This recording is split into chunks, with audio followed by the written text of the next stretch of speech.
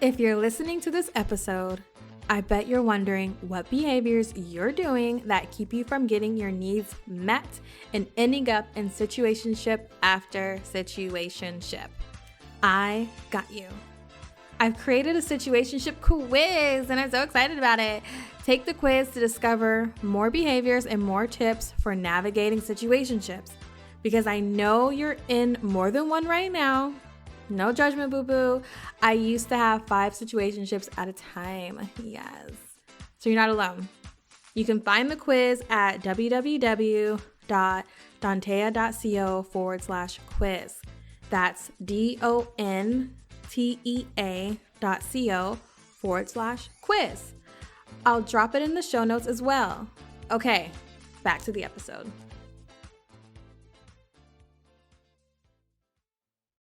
I've made a habit out of turning red flags pink. And I did that because if I turn it pink, then it won't be so blindingly obvious that this is a horrible, horrible idea. Hi, loves. I'm Dontea Mitchell-Hunter, your new fave self-worth therapist. And this is Detox Therapy. Quick note, even though I'm a fully licensed therapist, this show is not a replacement for therapy. If you find yourself needing a therapist, definitely search for one in your area. Now, if you want to work with me though, and you live in Washington, Georgia, or DC, then please go to my website at soireesintherapy.com and book your free 15-minute consultation.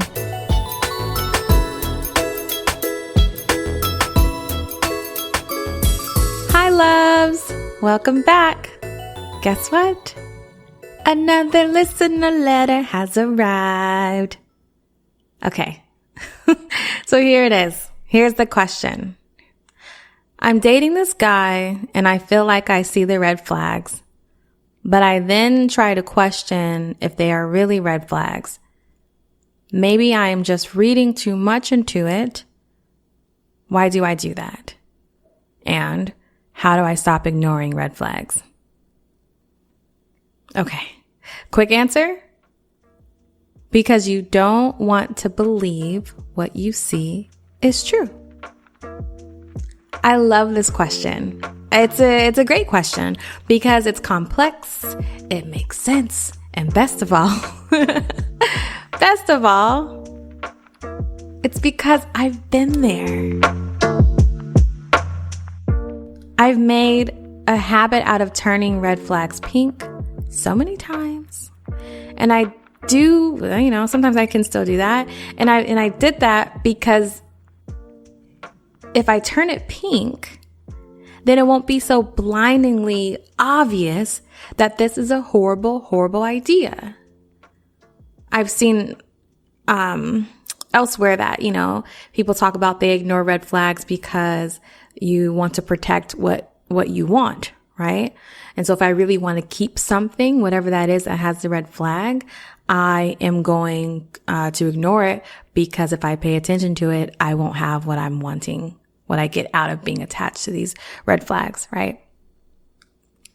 So before we go on, let me define a red flag. So a red flag is a behavior that you witness in a person that once interacted with you would be cause for an unhealthy relationship between the two of you. So I look at red flags as, okay, I see this in this person. Once we create a relationship, friendship, dating, whatever that is, once we come together through our interactions with your red flag meeting to me, this will be an unhealthy relationship, right? That's how I define it. So let's get into the psychoeducation first around the listener's question. One of my favorite parts. So there may have been times in your childhood or even young adolescence where you had to change yourself for the other's comfort. It could have been your parents, siblings, grandparents, anyone of significance. If they were in a bad mood and took it out on you, you knew how to chameleonize yourself to make the situation better, yeah? The unconscious hope for you may have been that they would recognize their meanness and not put you in a position of uncertainty and confusion. And the next time you see them in an unpleasant mood, they would not blame you, and you wouldn't feel like you have to change yourself in order for their mood to change. Here's the thing. They more than likely didn't get your hint, like hint being the ability to quickly change yourself, because depending on where they're at, you can just, adapt and adjust, right? You don't see it as a hint. As a kid, you don't see it as a hint. You just see it as, this is what I need to do, to make things back to peace and where they were. As our adult selves, and as me as a therapist, like I can see that as a child, like this is the hint, right? So they more than likely didn't get your hint that their misplaced anger was being taken out on you. And they didn't come around to apologize, saying, my mood is not your fault. And you don't have to change yourself for me to be happy. I love you just the way you are. You can be you, and I can take care of my feelings because I am the adult. Something like that. Yeah? Does that make sense? So now in your adult years, you've taken on the role of fixer, and you subconsciously seek out relationships that need fixing. So when you see that alluring man, woman, right, with red flags falling out from every which way, your mind goes, oh, perfect. I can change him. I will show him the way. And what actually ends up happening is you change yourself once again. So they can stay comfortable in their ways and you adjust. Let me break this down just one more time. I just want to make sure that I'm bringing it home. So, because since childhood, you're used to bending and adjusting to everyone else's rules, requirements, and expectations of you, whether they were clear rules or unclear rules. So your belief is that others can make such grand adjustments in the same way you have done, right? So this man should be able to adjust himself like you have for others in the past. The past, present, near future, right? If you're still in this space, you tell yourself, this person just needs my help changing them. I'm the master of, I'm not what you want, so I'll make myself what you want, right? That, you're the master of that. Whether times are good or bad, right? And this all comes from where? You guessed it, childhood. So, how to stop ignoring red flags? Let's get to answering that. I'm going to wrap it up in four points. Number 1, name it as a red flag. At the very least, own that and process it later. If we continue to say, ooh, that looks like a red flag, but I doubt it.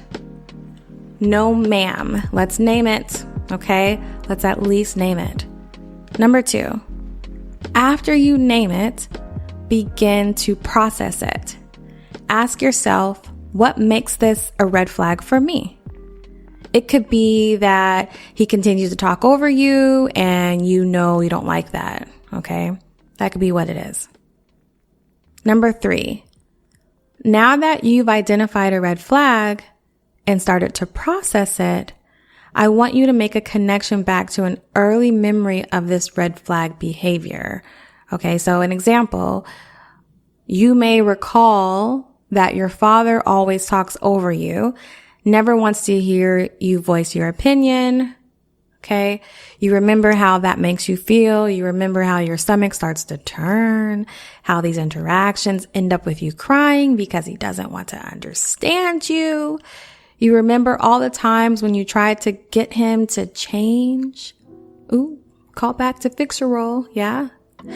You tried to just listen to him bark at you for an hour straight and then tried to speak, right? Maybe if I let him just get it all out, then I can speak and he'll listen to me and he'll return what I just did, letting me speak, right? And he still didn't want to listen, so that didn't work. He still talked over you. Your plan didn't work. Fixing plan didn't work, right? You remember how that would make you feel. You remember it would make you feel unloved and alone. Which brings me to number 4. Ask yourself, do I want to experience this feeling of unloved and alone again with this new guy? Now, you may be thinking, I already know, I got you. You may be thinking, but he's not my dad, so he can be different. Once I tell him I don't like to be talked over, he will stop. And that will prove that he's not like my dad. And that isn't a red flag. See, I was right. Dantea was wrong. Okay, I understand. So here's my response to that. You're right. He isn't your dad. And he may take your notes about talking over you and he'll change it right on the spot. I want you to go for it because I get it. I do. I know for me, I need to prove it to myself just to make sure. I just want to make sure, right? So let me give you a story. There was this guy who I very quickly realized had a lot of red flags. I ignored them because he was new, cute, and I wasn't ready to say goodbye to some male energy, right? I'm just gonna be honest. So one day we had a disagreement that led to him talking over me. I said, please don't talk over me. He continued and then stopped. I noted that as another red flag, right? Another red flag added to the already list of red flags, right? In like the first few moments of meeting him. So a few days later, we had a misunderstanding. And when I started to express myself, he talked over me again and started to raise his voice and kept out any accountability on his part out of his speech, right? So my childhood self started to tap on my shoulder. What I mean by that is my inner child, right? So my inner child started to tap on my shoulder and say, oh, I know this song. Let's stay quiet because we are defeated. He wins. Your voice or needs don't matter. I stopped the song and I told my inner self, my inner child self, I see this red flag has shown up again, and since I don't deserve to be silenced, made to feel confused and talked over, this is a wrap. I told him, let's call it quits. It sucked. Because I wanted to believe it could get better, and when facts, also known as red flags, are in your face, I married the two there, are in your face, I'm choosing to believe it, and I am choosing to save myself the misery. If this person wants to change, they will do it on their own. I don't need to be there to teach the lesson. I even invited him to hit me up when that red flag has changed. Boom! Shakalaka, shakalaka, shakalaka, shaka, boom, shakalaka, shakalaka, right? I mean, if you are able to say boom without singing the song, kudos to you. I'm not one of those people. Okay. Did you get all of that? I know it's not easy. Healing and growth is often uncomfortable. I know. So, quick recap. Name a red flag as a red flag. Process the red flag. Make the connection to an early childhood memory of when you experienced this red flag behavior. And finally, ask yourself if you're willing to go through that again.